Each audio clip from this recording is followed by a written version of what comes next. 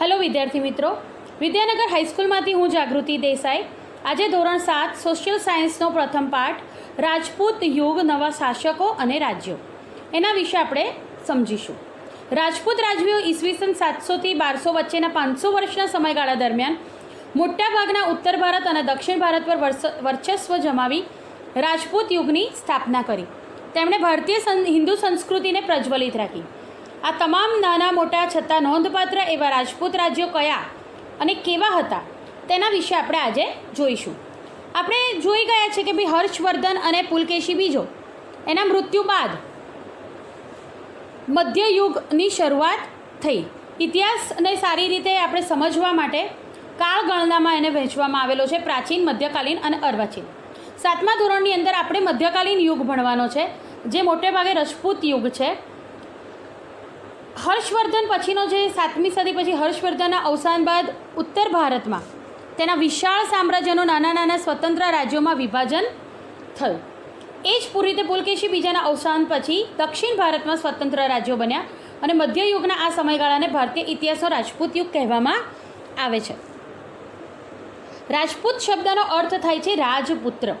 રાજપૂતો ખૂબ બહાદુર હતા, ટેકીલા હતા, પ્રાણના ભોગે પણ પોતાનું વચન પાળતા, દુશ્મનોને પીઠ બતાવવા કરતાં તેઓ મૃત્યુ વધારે પસંદ કરતા. તેઓ ગૌ બ્રાહ્મણ પ્રતિપાલક હતા.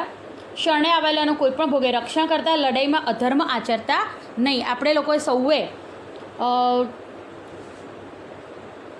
પિક્ચર જોયું હશે પદ્માવત, જેની અંદર રાજા રતનસિંહ એ અલાઉદ્દીન ખિલજીની સામે કંઈ પણ ભોગે પોતે કોઈ ખોટું કહેવાય કે કપટ આચરતા નથી. એટલે કે છેલ્લે કેસરિયા કરી નાખે, પોતાનો જીવ આપી દે, પણ રણ મેદાનમાં પીઠ બતાવતા નહીં. ભારતની રજપૂતાણીઓ પણ તેના વીરત્વ માટે પ્રખ્યાત હતી, વિખ્યાત હતી.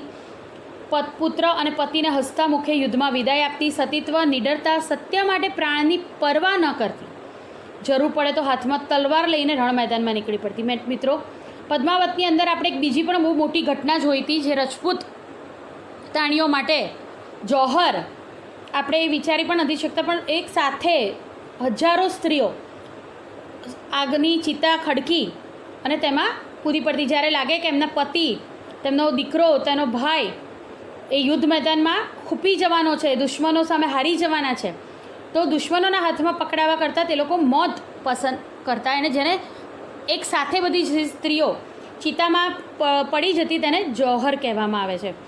ભારતના મધ્યયુગીન ઇતિહાસમાં રણધીરા રાજપૂત શાસકોની વીરતા, સાહસ અને શૌર્યના પ્રસંગો નોંધાયેલા છે. આશરે 500 વર્ષ સુધી રાજપૂતોએ ભારતને વિદેશી આક્રમણોથી બચાવ્યા હતા. 7મી સદીના અંતમાં સામંતશાહી શક્તિનો ઉદય થતાં ભારત અનેક નાના મોટા ટુકડાઓમાં વહેંચાઈ ગયો. દેશમાં અનેક રાજપૂત રાજ્યવંશોનો ઉદય થયો. તે સમયે મધ્યયુગ કહે છે ને તેથી જ આપણે એ મધ્યયુગની અંદર ઉત્તર ભારત અને દક્ષિણ ભારતમાં કયા રજપૂત રાજાઓ થઈ ગયા તેના વિશે આપણે જોઈશું. મિત્રો, આ પાઠની અંદર જે માહિતી આપવામાં આવી છે તે રાજાઓ વિશેની માહિતી છે. તે કયા રાજ્યનું કારભાર સંભાળતા હતા, કયા વંશના હતા ને કયા સમય દરમિયાન તે થઈ ગયા તેના વિશેની માહિતી વધારે આપવામાં આવેલી છે. ડિટેલ જે વિસ્તૃત માહિતી કહેવાય એ આપણે જોઈશું આગળ, પણ મુખ્ય માહિતી આની અંદર માહિતીલક્ષી વધારે છે. એટલે કે કયા રાજા થઈ ગયા, કયા વંશમાં થઈ ગયા, કોના પછી કયા રાજા આવ્યા, એના વિશે આપણે વધારે આમાં ભાર આપવામાં આવ્યો છે. ઉત્તર ભારતના રાજ્યો, જેમાં ગુર્જર પ્રતિહાર સામ્રાજ્યનું પતન બાદ કનૌજનું ગઢવાલ રાજ્ય, બુંદેલખંડના ચંદેલો, માળવાના પરમાળ, અલ્હીરવાડનું ચૌલુક્ય એટલે કે સોલંકી રાજ્ય, ડાહલનું ચેદી રાજ્ય, શાકંભરીનું ચૌહાણ રાજ્ય અને દક્ષિણ રાજસ્થાનનું ગોહિલ રાજ્ય સ્થાપિત થયા. ગઢવાલ રાજ્યનો સ્થાપક એ ચંદ્રદેવ હતો અને કનૌજ સિવાય કાશીને પણ બીજી રાજધાની બનાવી હતી. આ વંશમાં મદનચંદ્ર, ગોવિંદચંદ્ર જેવા શાસકો થઈ ગયા.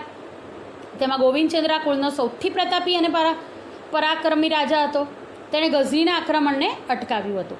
એટલે કે મોહમ્મદ ગઝનવી, જેણે ભારત ઉપર એવું કહેવાય છે કે 17 વાર આક્રમણ કર્યું હતું અને એ ખૂબ જ તૈયારી સાથે આવતો, તેને ગોવિંદચંદ્ર કુળનો સૌથી જે રાજા હતો તેણે તેના આક્રમણને અટકાવ્યું હતું. તેમજ અનેક બૌદ્ધ વિહારોનો જીર્ણોદ્ધાર કરાવ્યો હતો. ઉત્તર ભારતના અન્ય શાસક બુંદેલખંડ ચંદેલોનો સમાવેશ થાય છે.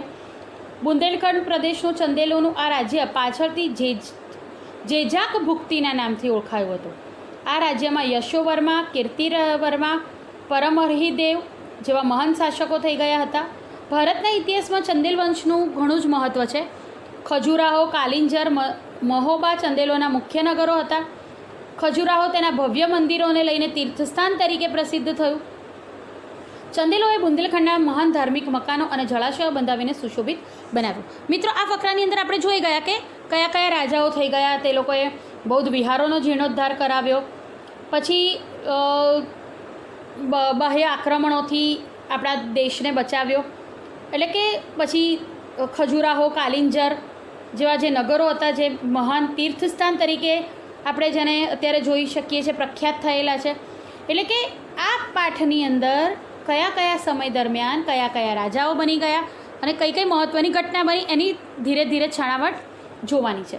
મિત્રો, આ પાઠ તમારે વારંવાર વાંચવો પડશે. 10 વાર વાંચશો ત્યારે તમને એમાંથી થોડી માહિતી યાદ રહેશે.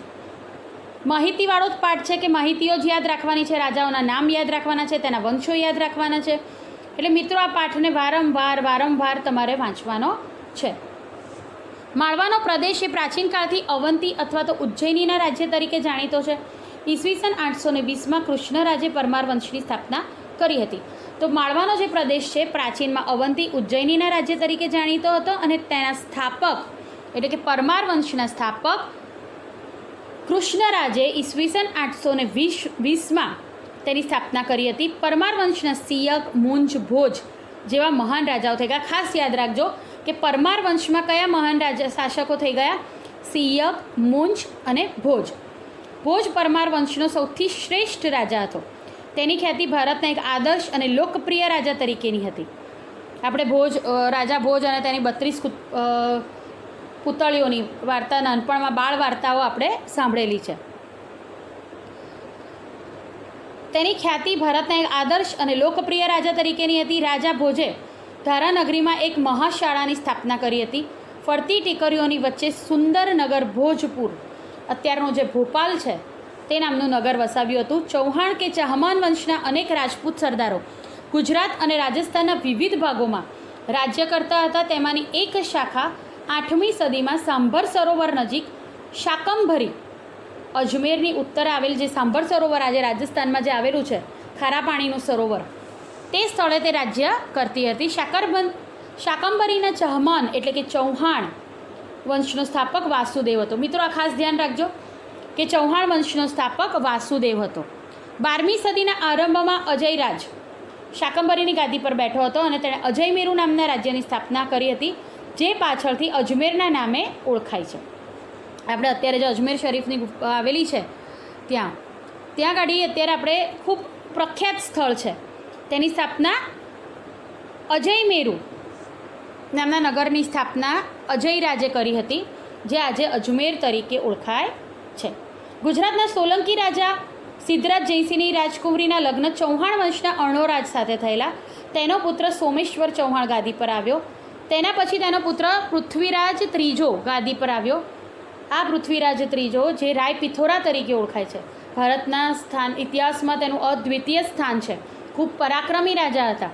1991માં થાણેશ્વર અને કરનાલ વચ્ચે આવેલા તરાઈના મેદાનમાં શિહાબુદ્દીન ઘોરી, જેને આપણે શહાબુદ્દીન ઘોરી, પૃથ્વીરાજ ચૌહાણે સજ્જડ હાર આપી.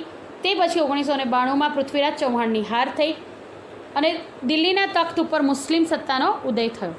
આથી તરાઈની લડાઈ ભારતીય ઇતિહાસમાં સીમાચિહ્નરૂપ બનાય છે.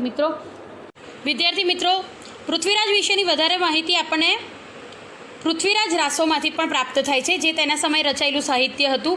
વિદ્યાર્થી મિત્રો, ઇતિહાસની આ બધી બાબતો, ઘટનાઓ છે તે એક દાદીમાની કે નાનીમાની વાર્તાઓ નથી, પરંતુ આપણને ઓથેન્ટિક પુરાવાઓ જે મળેલા છે તેના ઉપરથી આપણને પ્રાપ્ત થાય છે. અને પછીની વિગત આપણે નેક્સ્ટ વિડીયોમાં જોઈશું. Thank you.